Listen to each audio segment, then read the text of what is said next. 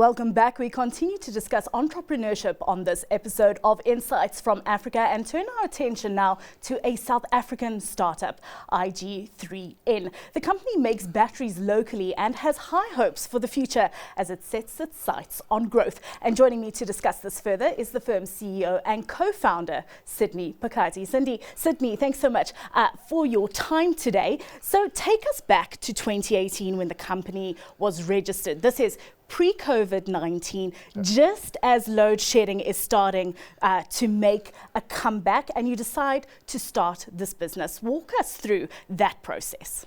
Absolutely exciting journey. I think we still were quite naive as entrepreneurs, so we jumped into it and saw an opportunity.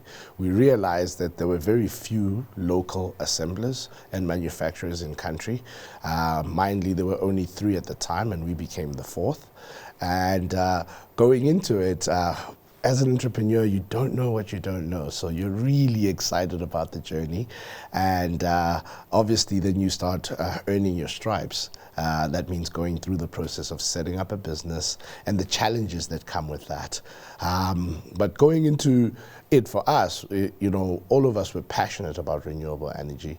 So the first thing we wanted to do was really lay claim in the space as the only company that was also, had a black female founder as well. And so we saw ourselves as a very diverse group, and we knew that we were going to be quite impactful in this particular sector. Why was local so important? So some of the key drivers behind localization were driven by support and also driven by creating local jobs. If you look at the skill sets, normally we have not developed industries because we haven't taken time to groom those particular skill sets. You'll see that our universities do produce electrical engineers, they do produce electricians, but there is insufficient capital in market for them to take on new venture streams or new markets. So because of that, we saw it and said, this is an opportunity in a sector that no one has laid claim as a firm winner as yet. And we could have an impact and not only do so differently by making sure we employ quite a few young people. So that's then 2018. You Yes. go into 2019, you start production. Yes. And then COVID hits. My gosh. Just how much of a knock did you take from the pandemic? So because we had bootstrapped the organization, everything was self-funded. So going into the COVID-19 restrictions and that particular period was immensely difficult. The few orders and the few customers that we had successfully been able to onboard, most of them cancelled.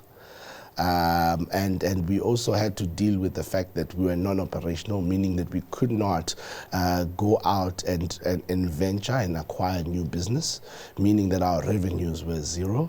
And starting from a zero base because we were self-funded, it was an awkward and difficult time.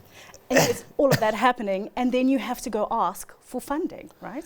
That is a reality. So when we got back into operations, we probably had enough money to survive 45 days. As soon as they allowed us to actually go back and resume some operations. Fortunately, we were deemed as part of hazardous goods, so we could resume operations earlier than other people could during the COVID-19 period.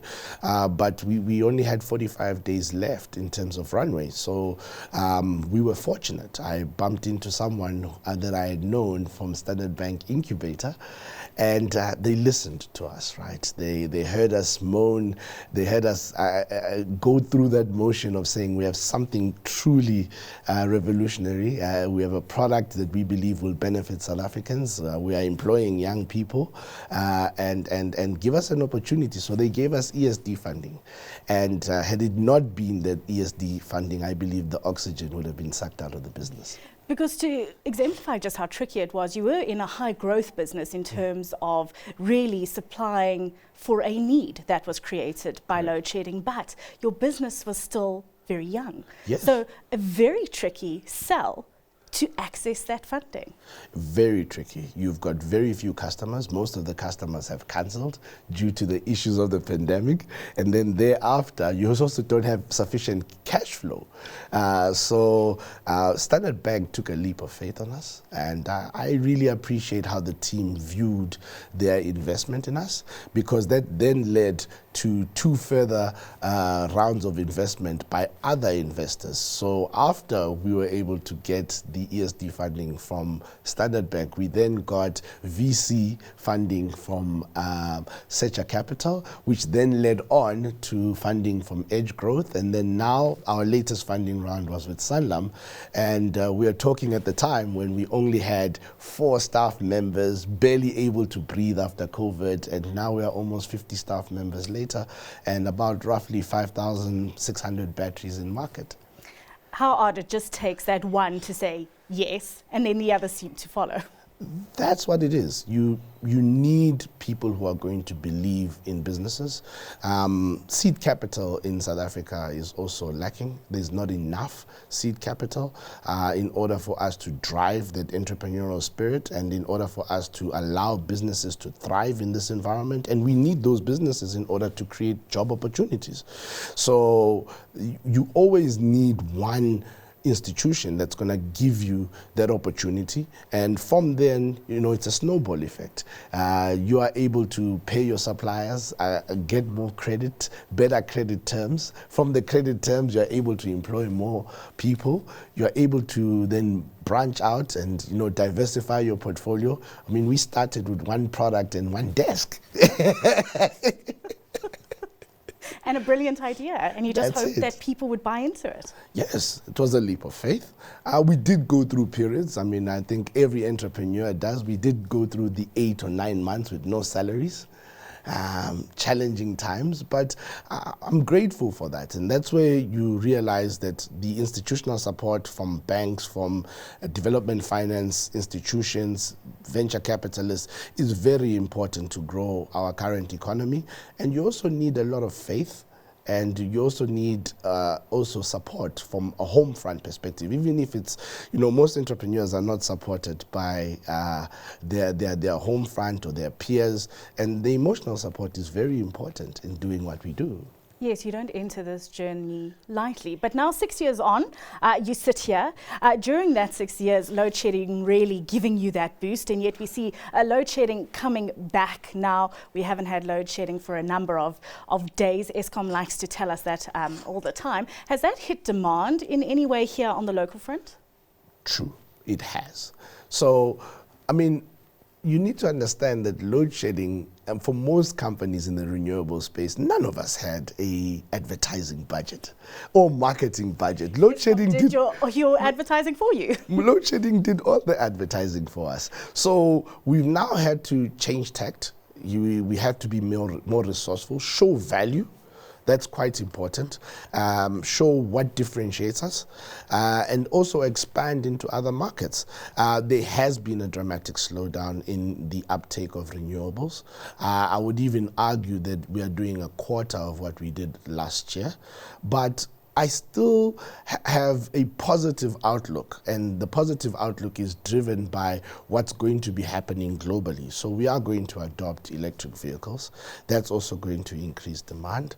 And going into it, we all are aware of the climate change goals. So we all have to start moving towards greener and more renewable sources of energy. And when we look at rural electrification across the continent, the easiest way for you to grow your grid access is through renewables. So I do believe we have a lot of work on the continent, and we have to go through a process of educating the consumers, and the bills on the current utility are also helping us a little bit, I should say. Absolutely. But you highlighted there that the need for power storage is immense here in South Africa, but definitely continent-wide as well. Are you looking to Africa for growth? I am. The team and I are working extensively on increasing our distribution channels into different African countries. Starting off in SADC, we are looking quite aggressively into Zambia. We are also looking into Tanzania. And hopefully at some point in time, we'll finally get to plant a flag in Nigeria. Because all those countries also dealing with power supply issues, but going into Africa, a really tough challenge. We've seen big corporations struggle with challenges like foreign exchange, volatility, etc. So when you sit down to plot this growth path, look at Zambia, etc., how much cognizance is there paid to some of the challenges, and how do you negotiate and navigate decisions around going into countries being fully aware of some of the challenges you're going to face? I think in business there'll always be risk. That's the first thing, but there's a reality that you have to have localized partners and distribution partners. Let's not take it for granted that those localized partners also want to grow their economy, their jobs. So the first thing is to foster good relationships with localized partners who are going to allow you to navigate the nuances, the regulatory issues, and allow you to get into market a bit quicker. They have a total understanding of their market dynamics. And that's the first thing we should be doing. I don't think the approach should be, yes, you've been successful in South Africa and you can copy and paste and go into another country. I think having a localized partner will allow you to actually go through that particular penetration strategy quite easier because they understand the local requirements and the local way of doing business. Timeline? When are we going to see you in those markets? I think by all accounts, we are trying our best to get through from desktop studies to actually physically being in those markets. I do believe that we will have a good presence in Zambia within the next 6 months. That is our key driver. Looking into the other environments, I'm open, especially when I look into Tanzania and Nigeria, I'm open to partnerships. I would like to engage more, do more feasibility studies around their needs. And of course, we are bullish, right? So because we still have that startup ethos, if something makes sense, we'll do it. Despite what you might not know at this point. Exactly. Yeah. It can be a costly exercise. How are you planning to fund that growth? I think we've built sufficient track record. And going back into it, we are going to leverage from our institutional funders, the likes of Sanlam, the likes of Edge Growth, and Standard Bank. We are going to go back and we are going to say, well, assess us on the track record and how we've actually gone into those particular markets as a go-to market. And we would like them to obviously help us navigate some of the risks. Well, as we wrap up, Sydney, you're an entrepreneur who started a business that can actually help other entrepreneurs because you know how crucial it is. Yes. Power supply, if you don't have electricity, some businesses actually just can't function, right? Is that the ethos that you go into the continent with? Yes. I think at the core, they are primary services that drive any economy: power, water. And if you understand that that is a primary requirement, I go into it and say, how can I best assist governments and businesses to best deliver those services that allow the economy to grow and other institutions to actually excel? We are the bedrock. From a power and water perspective, we are the bedrock of what other institutions need. If you're going to do data centers, you're going to need power. If you're going to do electrification or rural electrification, you're going to need power. Well, Power, even salaries, you're going to need power. Exactly. And it just so happens that the power that we do is clean. Well, on that note, Sydney, let's leave it there. Thanks so much for your time today. Thank you.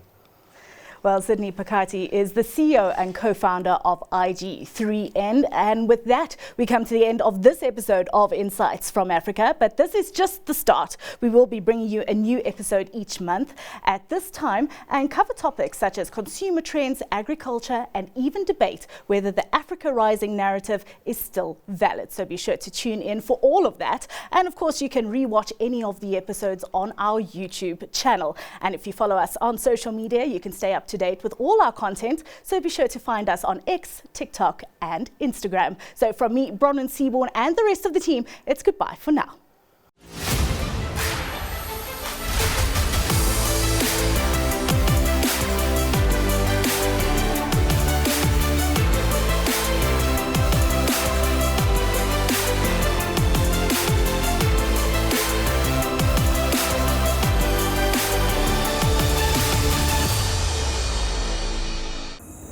Insights from Africa is brought to you in partnership with Standard Bank.